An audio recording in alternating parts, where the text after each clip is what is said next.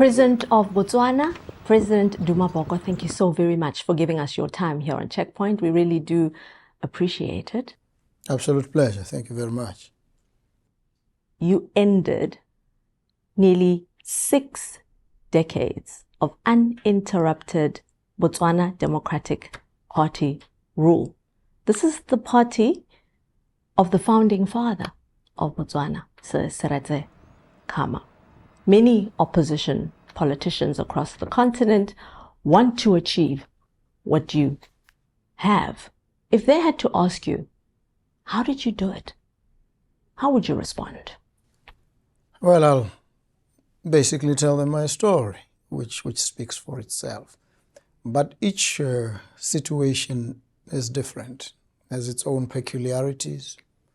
Many of the African countries and the democracies have similarities. But because of the culture, or the people, and the specific circumstances of each country, there will be differences and certain nuances that one would have to be intimately familiar with to address.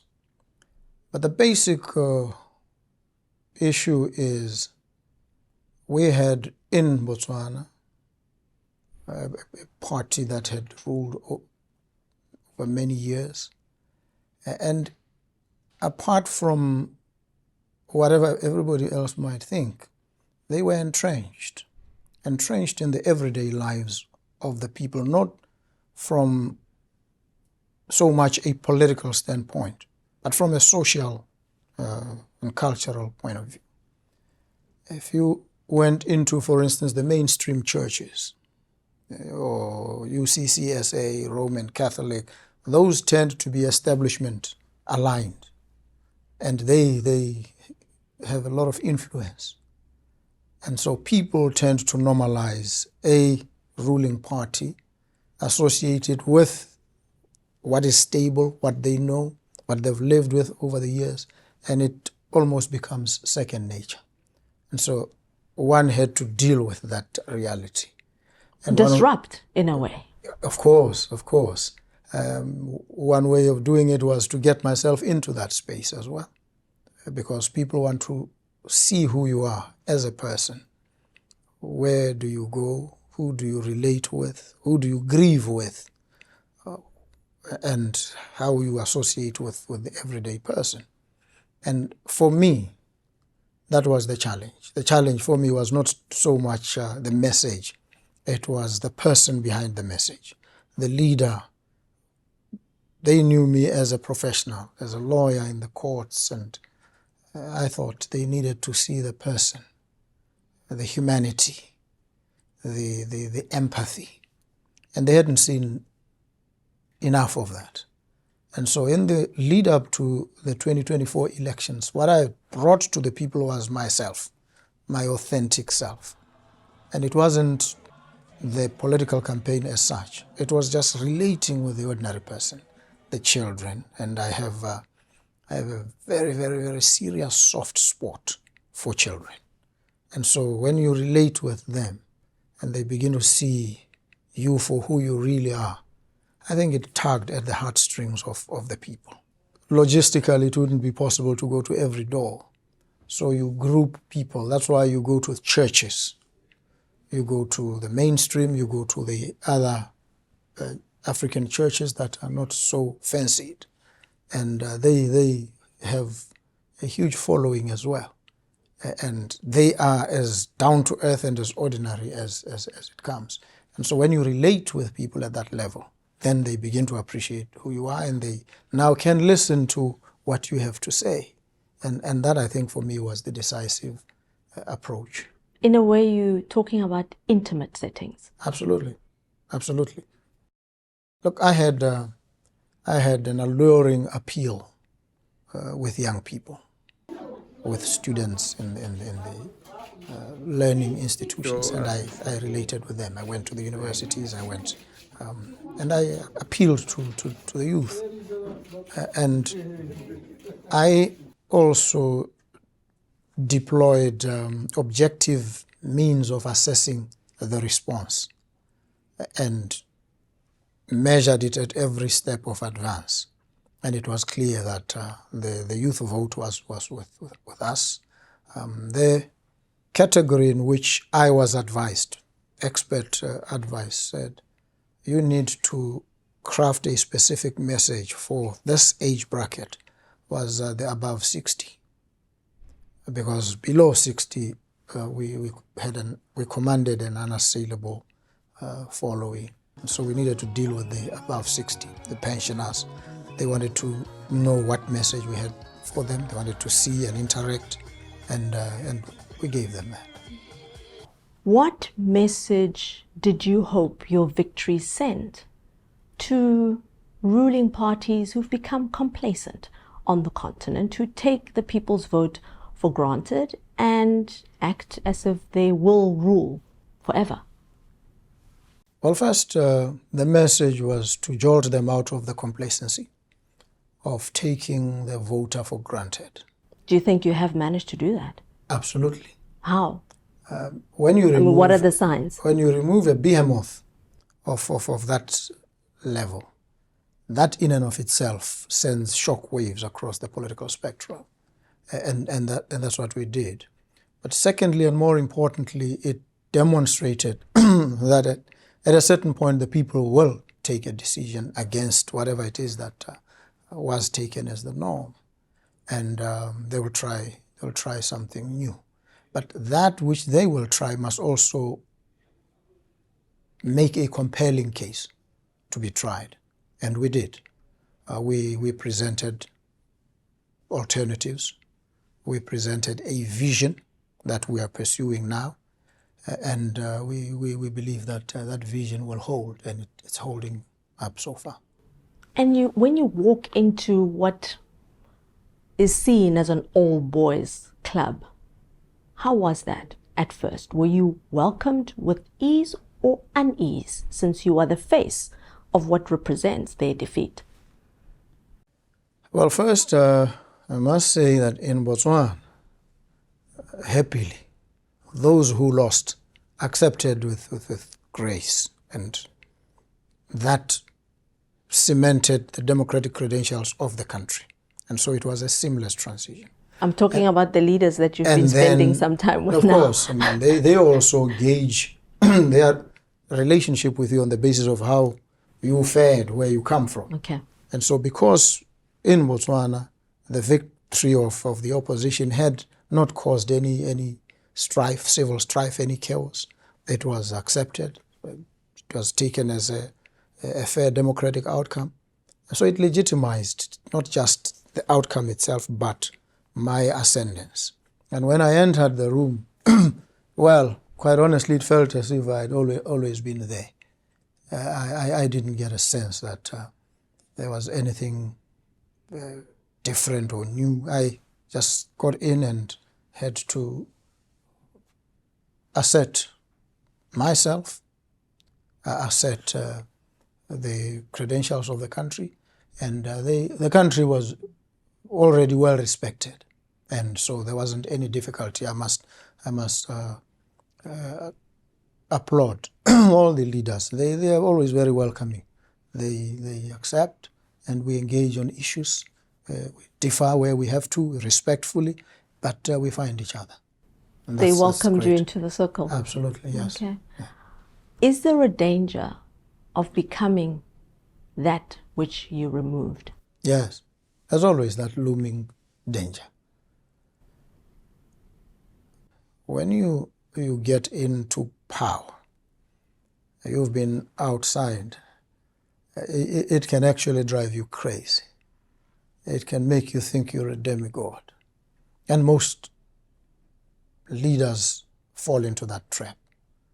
One needs to stay grounded. One needs to appreciate it's a job. I've come here to do a job, and I'll do this job for whatever period of time and get out. And happily for me, as a professional, before I walked in as a practicing lawyer, this job didn't make me. I came here to serve, and serve I will, and when my time is up, I'll walk away. So that tends to keep you focused, grounded. You don't get carried away. And so you focus on the task at hand, and you do it with humility. And I think if you approach it that way, you have in your hands all the ingredients of success. So to fall into that trap can come from your own attitude and response to your ascendance to power. But secondly, and more critically, when you come in and you take over from a party that has been in power for that long, or any length of time for that matter, you inherit a whole apparatus of state, configured in a particular way, populated in a certain manner, and you now must operate on these inherited dependencies. You have a civil service that you did not appoint, that was pursuing a totally different vision from what you are bringing. And some of whom were not really appointed on merit, it was cadre deployment. And now when you come in, you are confronted with this reality. You face the constraint, firstly, that you can't change it in one fell swoop. It's going to take time. That's the first thing. The second is you've got to change it in accordance with the laws, in accordance with fairness, in accordance with administrative justice. And it doesn't lend itself to quick and easy disposal of individuals. So you're going to have to fix, you're going to have to replace certain parts of the engine while the vehicle is moving, because it can't stop. Government must continue to function. And so you have the baggage from the previous regime or regimes. You inherit that baggage. You have to make it work. It's not your doing, but you've got to find a way and incrementally make adjustments as you go. So the truth about this is that it slows you down considerably. That's the first thing. And the second is it also gives those who left the appearance of not having left. Thirdly, it annoys your own power base. They think change is not coming quickly enough. They think you are basically that which they thought you were replacing. Those are challenges we face. Those are accusations we have to deal with. But one aspect of this is that because you've got to be fair to those that you find. Some of them are very competent, but were misplaced. They were taken from where they would have been best placed and deployed where they become totally irrelevant. And so if you come in and you want to throw everybody out, you may actually be throwing out very talented, very competent individuals, except that they were placed in the wrong positions. So you need to identify this. And when you're going to change anything, you've got to understand intimately what it is that it was structured to achieve in the manner in which it is structured. And then you start adjusting and adapting. And that takes a bit of time. And it takes also a little skill. It's statecraft. That's what one has to deal with. And you learn that on the job. There's no school that trains you on this. Yeah. No leader can claim they were prepared to become president. No. There's no school for presidents. You just have to get in there and muddle through sometimes as intelligently as you can. There's a certain song that African leaders have been singing for decades. I'll give you the lyrics. Diversification, regional integration, beneficiation, job creation. You've joined the chorus. Why is it that we are so good at identifying the problem and we do so poorly when it comes to fixing it and implementing all these plans and ideas that we have as a continent? Well, that's a real challenge of politics and any institution, isn't it? The difficulty is never quite understanding what has to be done. What has to be done has been documented, chronicled, and mapped out fairly accurately. What presents a problem is the actual doing of what has to be done, and everybody knows has to be done. You've spent nearly 2 years with these African leaders who've been singing this song. Why do you think they are not doers? That they're not doing what they tell us they will do?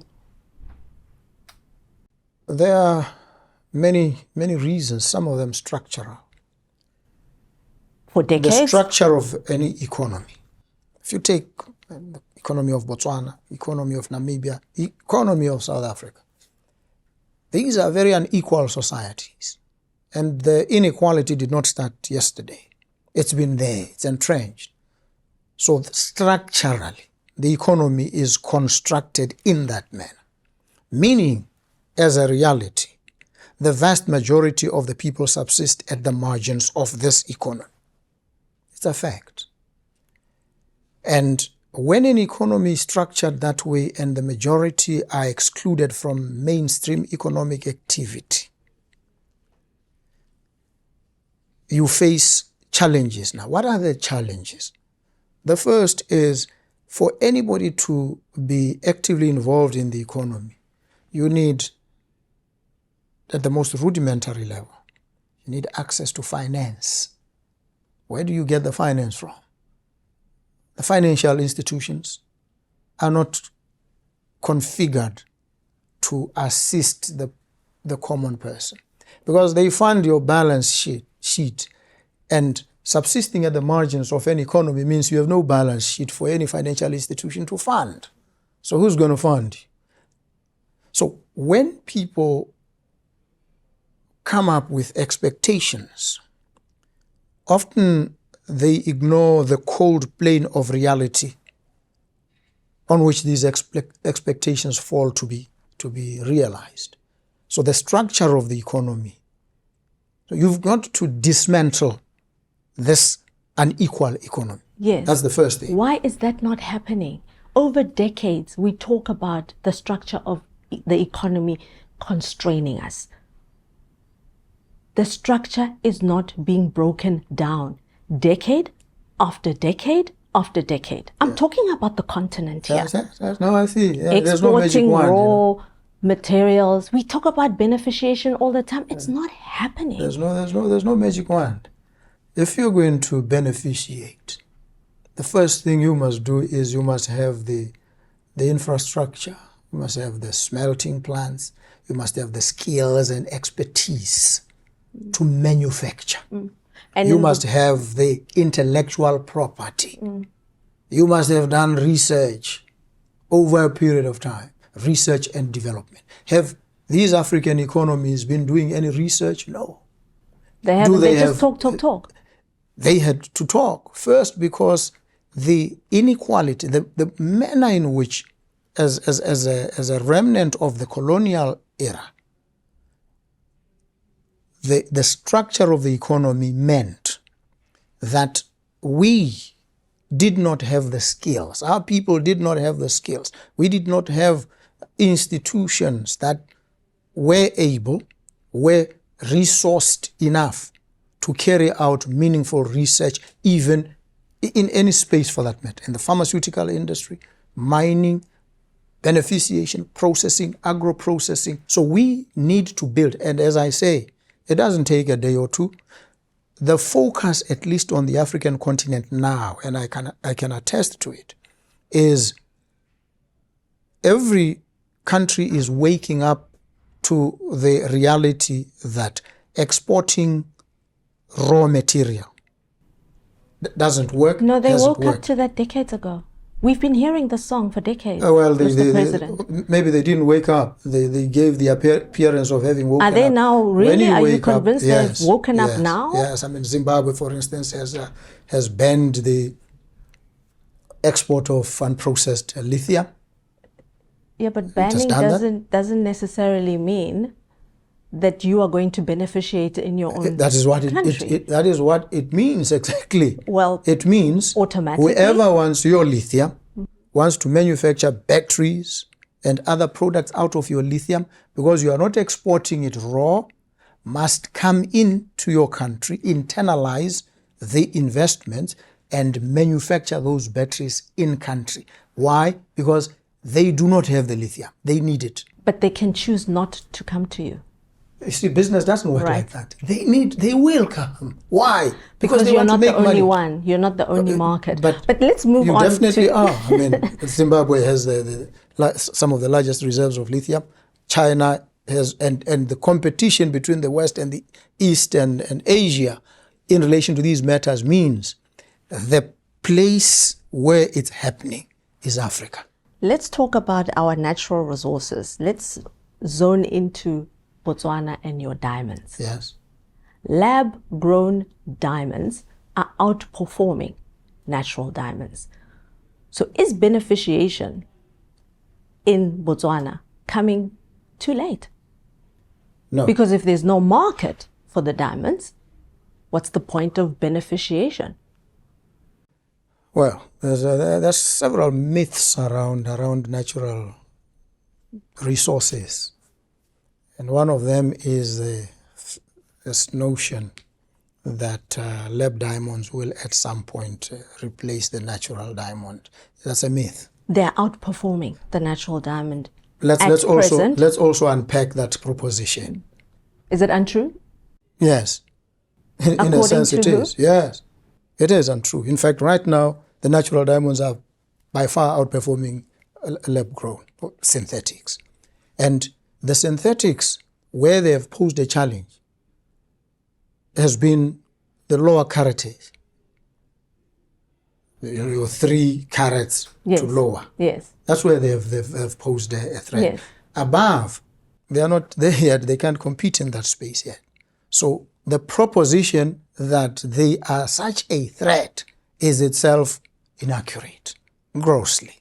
So they're not a threat? No, they couldn't be a threat. I'm telling you that they have posed a threat and chipped away at the market quite considerably, yes, but in relation to the lower caratages.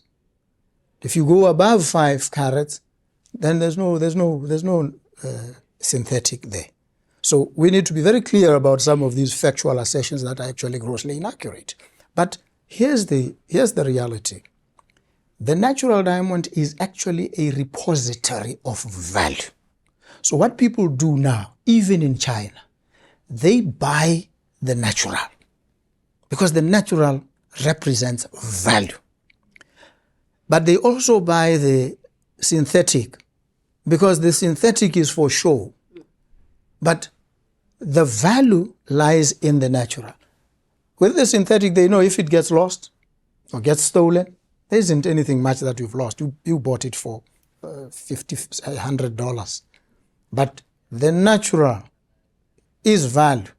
So the discerning purchaser buys the natural for value, for rarity, for differentiation.